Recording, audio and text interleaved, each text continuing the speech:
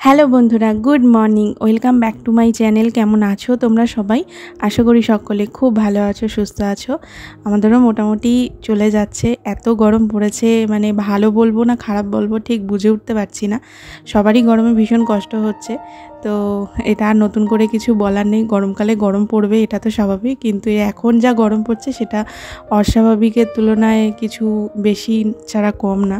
প্রাকৃতিক নিয়মে যেটা হচ্ছে সেটাকে তো আর আমাদের আটকানোর ক্ষমতা নেই। তো যেটা হচ্ছে সেটাকে সাইডে রেখে আমাদের কাজগুলো আমাদের করে যেতে হবে।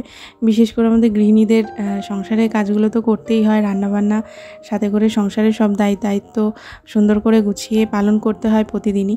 আর যারা বাইরে কাজ করে তাদের তো আরও বেশি কষ্ট। আমরা তো তাও ঘরে থেকে কাজ করছি, কিন্তু যারা এই রোদে গরমে তেতেপুরে কাজ করছে তাদের বেশি কষ্ট। তো তাদের কথা চিন্তা করে মনে করি যে অনেকটাই বেটার আছি, ঘরের ভিতরে কাজগুলো করতে পারছি।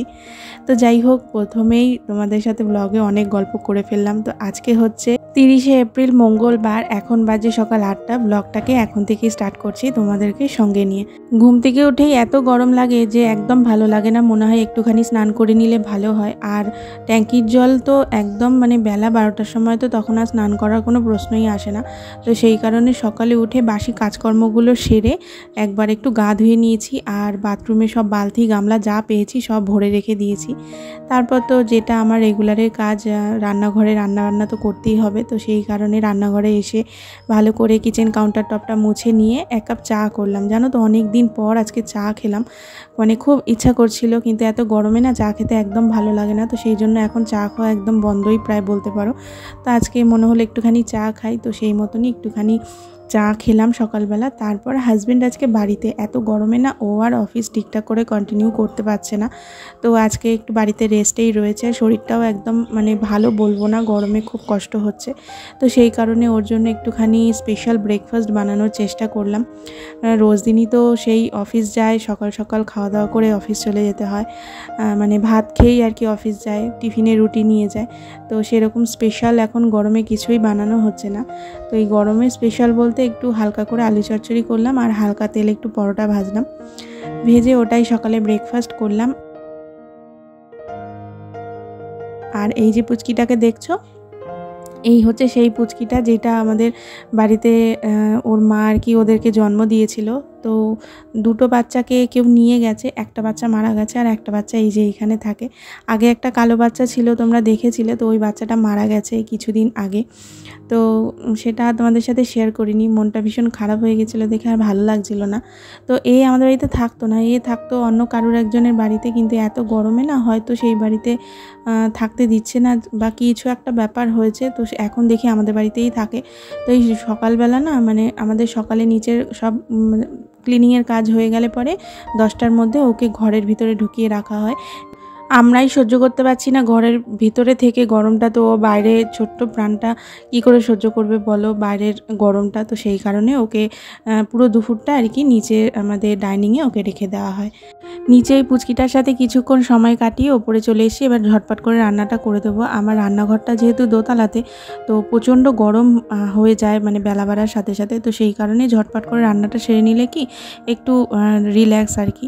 তো এখানে ওপরে এসে কয়েকটা আলু কেটে নিলাম, ছোটো ছোটো আলু তো বটি দিয়ে কাটতে খুব সমস্যা হয়, তাই চাকু দিয়ে কেটে নিলাম, প্রেশার কুক করে নেব। একটু বুদ্ধি করে কাজ করলে কিন্তু খুব ইজিলি কাজগুলো সুন্দরভাবে করে ফেলা যায়।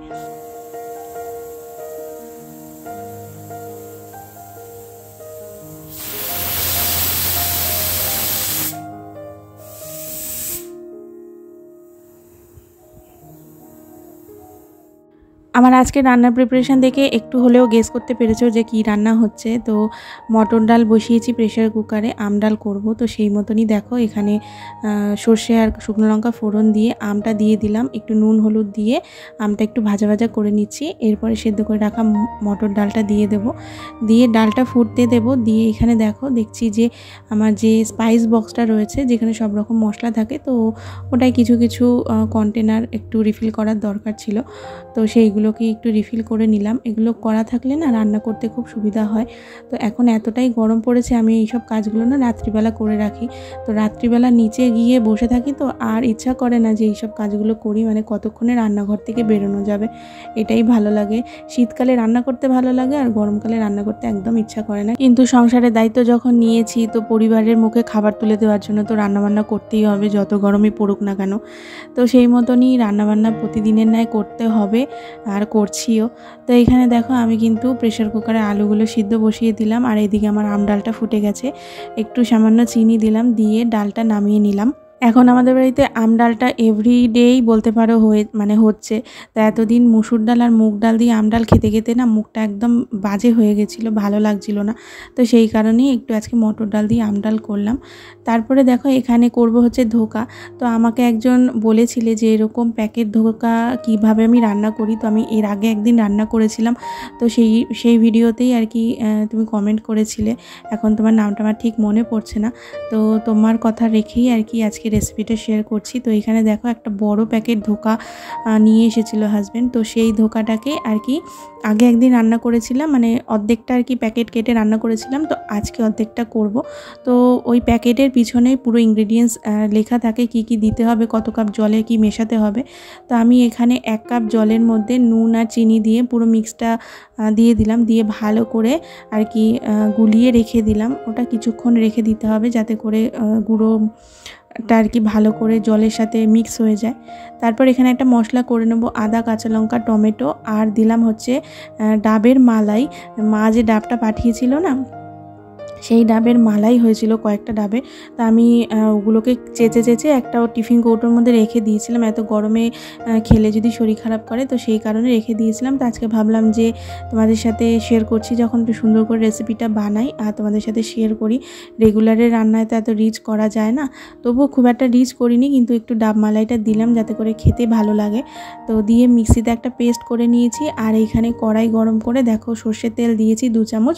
সর্ষের তেলটা ভালো করে কড়াইতে ছড়িয়ে নিয়ে একটু তেলটা যখন ভালো মতো গরম হয়ে গেছে, তখন দিয়ে দিলাম ওই যে ব্যাটারটা গুলিয়ে রেখেছিলাম, ধোকার যে ব্যাটারটা, সেই ব্যাটারটা দিয়ে দিলাম। দিয়ে এবার জাস্ট ভালো করে শুধু গ্যাসটাকে লো করে দিয়ে শুধু জাস্ট নাড়িয়ে যেতে হবে খুন্তি দিয়ে। যখন দেখবে কড়াই থেকে একদম উঠে আসছে ব্যাটারটা, তখনই বুঝে যাবে যে হয়ে গেছে, মানে পাকটা খুব ভালো মতন হয়ে গেছে। এবার একটা থালার মধ্যে আমি সর্ষের তেল ব্রাশ করে নিয়েছিলাম, তো এবার থালার মধ্যে ধোকাটাকে ভালোভাবে স্প্রেড করে দিয়ে এটাকে ঠান্ডা হতে দিতে হবে কিছুক্ষণের জন্য। ধোকাটা ঠান্ডা হতে হতে এখানে চলো ধোকার ডালনাটা বানিয়ে নিই। কড়াইতে সর্ষের তেল গরম করে তাতে গোটা গরম মশলা, জিরে, তেজপাতা, শুকনো লঙ্কা ফোড়ন দিয়েছি। তারপর বেটে রাখা যে মিক্সিতে মশলাটা ছিল সেটা দিয়ে দিলাম, আর মিক্সির কন্টেনার ধুয়ে একটু জল দিয়ে দিলাম। তারপরে দিয়ে দিলাম হচ্ছে যে গুঁড়ো মশলাগুলো আমরা ব্যবহার করি, নুন, হলুদ, জিরের গুঁড়ো, লঙ্কার গুঁড়ো, সামান্য একটু চিনি দিয়ে ভালো করে এবার মশলাটাকে কষিয়ে নেব।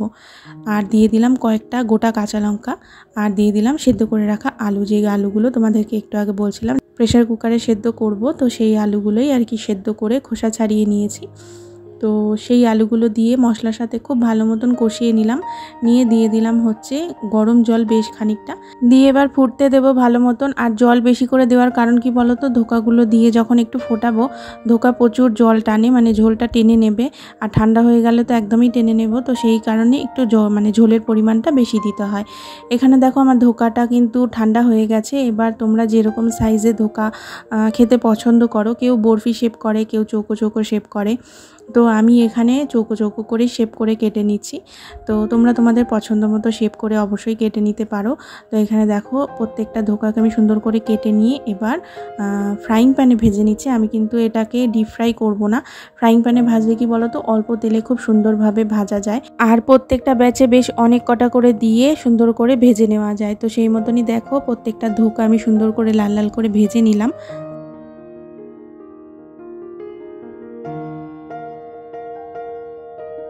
এবার ফুটন্ত ঝোলের মধ্যে সব ভেজে রাখা ধোকাগুলো দিয়ে দিলাম। আর আমি ধোকা দেওয়ার আগে একটা জিনিস দেখাতে ভুলে গেছি, সেটা হচ্ছে লাস্টে কিন্তু আমি একটু ঘি, গরম মশলা আর সামান্য একটু চিনি দিয়েছিলাম। এটা একটু মিষ্টি মিষ্টি খেতেই ভালো লাগে। তো ধোকাগুলো দেওয়ার আগে তোমরা কিন্তু ঘি, গরম মশলা আর একটু চিনি দিয়ে ঝোলটা ফুটিয়ে নেবে, তারপরে ধোকা দেবে। ধোকা দিয়ে কিন্তু বেশি নাড়াচাড়া করলে ধোকাগুলো ভেঙে যেতে পারে। আর অল্প কিছু সময়ের জন্যই কিন্তু ধোকাটা দিয়ে ফোটাবে। তো এখানে দেখো আমার ধোকা ডালনাটা হয়ে গেছে। বেশি কিন্তু রিচ করিনি, হালকার উপরে গ্রেভিটা করেছিলাম। তো এবার সব কিছু টেবিলে সুন্দর করে সাজিয়ে গুছিয়ে রাখবো। আর ডালের সাথে খাওয়ার জন্য আলু ভাতে করেছিলাম, তো সেটাও রেখে দিলাম। তারপর রান্নাঘরে যা যা কাজকর্ম ছিল, মানে বাসন মাজা, রান্নাঘর ক্লিন করা, সেগুলো সব কমপ্লিট। তারপরে এখানে করছি হচ্ছে গ্লুকন-ডি। আমার কর্তামশাইয়ের করা হুকুম, রান্নাবান্না শেষ করে এক বোতল আর কি গ্লুকন-ডি খেতে হবে। তো এখানে গ্লুকন-ডি আমরা বলি ঠিকই, কিন্তু এখানে আমার হাজব্যান্ড নিয়েছে গ্লুকন-সি। তো ও বলছে যে সূর্যি মামার এত তাপ, তাতে করে আমাদের শরীরে প্রচুর ভিটামিন ডি অলরেডি আমরা পেয়ে যাচ্ছি। এখন আমাদের ভিটামিন সি এর প্রয়োজন। তো সেই জন্যই আর কি গ্লুকন-সি নিয়ে এসছে, মানে গ্লুকোজ উইথ সি। তো এটা নাকি ভালো শরীরের জন্য। তো সেই মতনই 1 গ্লাস বানিয়ে ফ্রিজে রেখে দিলাম। দিয়ে এবার চলে যাব স্নান করতে। স্নান টান না করে না মানে কোনো মতেই খাওয়া পসিবল না, এত গরম লাগে, এত গরম লাগে। আর আমি এত পরিমাণে ঘামি, তোমাদেরকে তো বলছিলামই। তো রান্না করে উঠে একটু স্নান না করলে পরে একদম মানে শরীরের মধ্যে অস্বস্তি হতে থাকে। তো সেই মতনই স্নান করে চলে এসেছি। এসে বসে শান্তি মতন একটুখানি গ্লুকন-ডিটা খেয়ে নিলাম, কিছুক্ষণ রেস্ট নিয়ে তারপরে দুপুরে লাঞ্চটা সারবো। তো এই হচ্ছে আমাদের দুপুরের লাঞ্চ মেনু, একদম সিম্পল মঙ্গলবারের নিরামিষ থালি বলতে পারো, এবং কমফোর্ট ফুড আমাদের বাঙালির। আর এখন এত গরম পড়ে, ঘরে বসে খাওয়া ছাড়া উপায় নেই। তো এসি চলছে, ঘরে বসে খাচ্ছি। আর এখানে পুটু এসির হাওয়ায় কি সুন্দর টান টান ঘুম দিচ্ছে। গুড ইভিনিং বন্ধুরা, এখন তোমাদের সাথে আবার সন্ধ্যেবেলা দেখা হচ্ছে। দুপুরবেলা খাওয়া দাওয়া করে লম্বা একটা ঘুম দিয়েছি।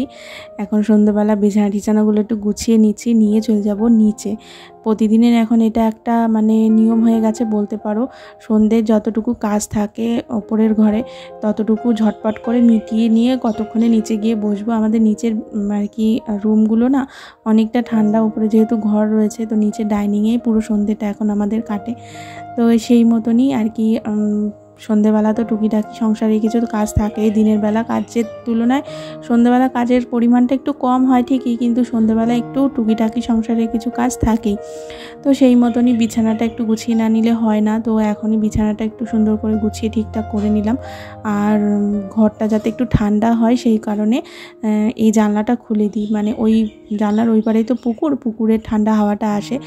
বেশ খানিকক্ষণ জানলাটা খোলা থাকলে না মানে ঘরটা সুন্দর ঠান্ডা হয়ে যায়। রাত্রিবেলা শুতে আসলে বেশ আরাম লাগে। তো জানলাটা খুলে দিয়ে বাইরে ব্যালকনিতে যে কটা জামা কাপড় মেলা ছিল সেইগুলো নিয়ে আসলাম। আর এই যে বাস্কেটটা দেখছো, এইটা জানো তো মেলা থেকে কিনেছিলাম, এই শুকনো জামা কাপড়গুলো নিয়ে এসে রাখার জন্য। মানে কখনো কখনো এরকম হয় যে জামা কাপড় আমার দিনের দিন ভাঁজ করতে ইচ্ছা করলো না, তো ওই আলনার উপরে সব জমিয়ে রাখলে না দেখতে খুব বাজে লাগে। তো সেই কারণে এই বাস্কেটটা কিনেছিলাম। এই বাস্কেটের মধ্যে জামা কাপড়গুলো রেখে আলনার নিচটাতে রেখে দিই, হাইডও হয়ে যায়, দেখতেও বাজে লাগে না। আর যখন আমার সময় হয় আমি আমার মতন করে সময় করে ভাঁজ করে নিই। তো সেই কারণেই কিনেছিলাম, খুব কাজে দিচ্ছে। তো আমি আজকে আর মানে জামা কাপড়গুলো ফেলে রাখিনি, সঙ্গে ভাঁজ করে নিলাম, নিয়ে আলনায় সব গুছিয়ে রাখলাম।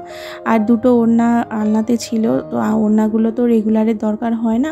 তো এই যে স্টোরেজ বক্সটা কেনা হয়েছিল রান্নাঘরের জন্য, এখন তো ড্রেসিং টেবিলের পাশে রাখা হয়েছে।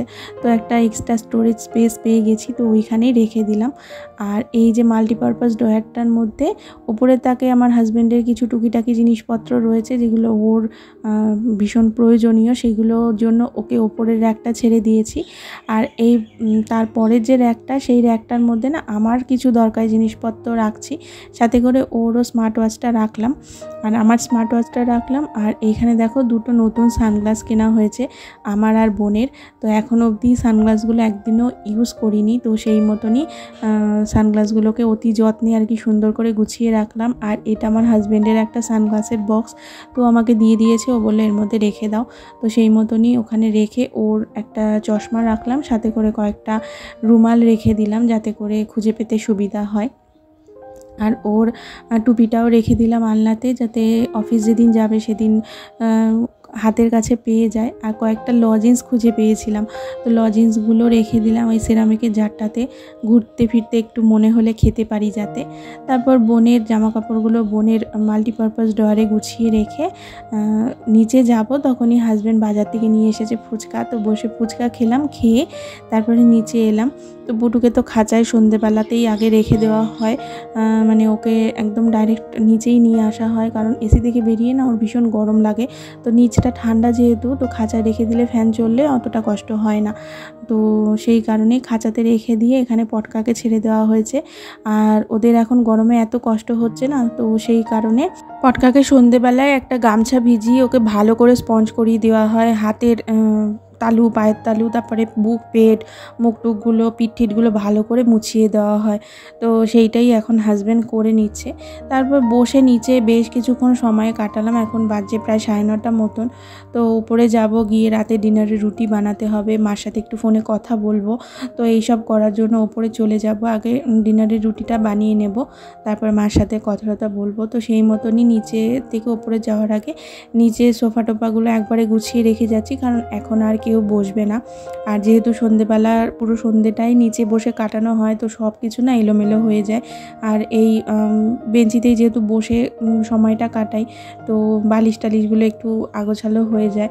তো সকালবেলা উঠে আবার সেই আগোছালো জিনিসগুলো দেখতে একদম ভালো লাগে না। তো সেই কারণেই সুন্দর করে নিচের সোফা টোফাগুলো যখন আমি ওপরে যাই তখন গুছিয়ে রেখে চলে যাই।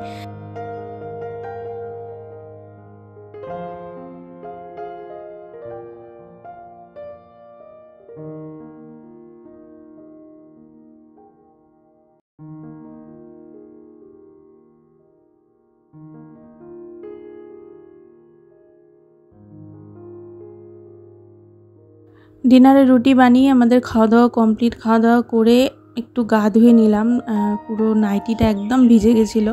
তোমাদের তো বলছিলামই যে 3 বার এখন মোটামুটি স্নান করতেই হচ্ছে, এতটাই গরম লাগে। আর রান্নাবান্না করে উঠলে তো আরও বেশি, মানে ভীষণ পরিমাণে গরম লাগে।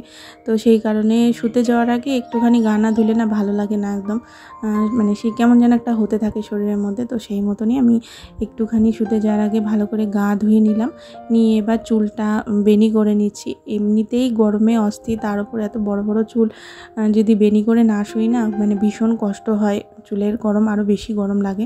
তো সেই কারণেই প্রতিদিন একটু চুলটা বেনি করে নিয়ে এখন জানো তো এসি চলছে সেই কারণে নাকি গরমের জন্য কি কারণে বুঝতে পারছি না, ঠোঁট প্রচণ্ড ফাটছে।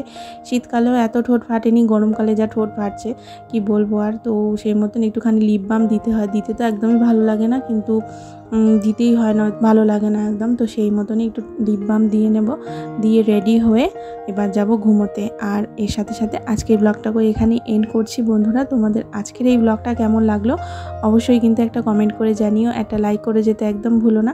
তোমাদের একটা লাইক এবং কমেন্ট আমাকে নেক্সট ভিডিও বানাতে অনেক বেশি মোটিভেট করে। চ্যানেলটা সাবস্ক্রাইব না করে থাকলে অবশ্যই করে দিও, ফ্রেন্ডস ফ্যামিলির সাথে ভিডিওগুলো শেয়ার করো। তোমাদের সাথে দেখা হচ্ছে নতুন আর একটা ইন্টারেস্টিং ব্লগে। ততক্ষণের জন্য তোমরা সকলে খুব ভালো থেকো, সুস্থ থেকো আর সাবধানে থেকো। Good night, tata.